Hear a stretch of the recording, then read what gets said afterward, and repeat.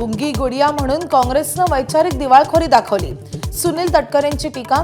धनंजय मुंडेंनी पत्रकार परिषदेत पुढे करायला नको होतं अशी नाराजी व्यक्त। एकनाथ शिंदे शिवसेनेच्या 4 मंत्र्यांवर नाराज।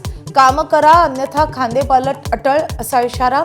विदर्भ मराठवाडा पश्चिम महाराष्ट्रात पक्ष वाढत नसल्यानं नाराजी।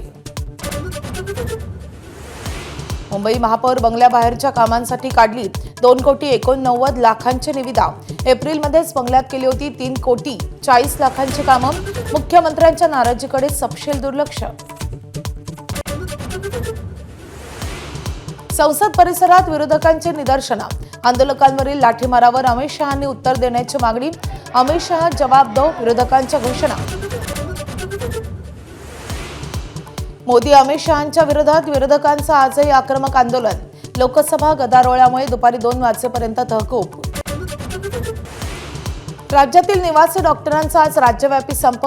होमिओपॅथी डॉक्टरांच्या एमएमसी मध्ये नोंदणीला विरोध। 12,000 डॉक्टरांची ओपीडी बंद। एफडीएचे आयुक्त तुकाराम मुंढेंचा मोठा निर्णय।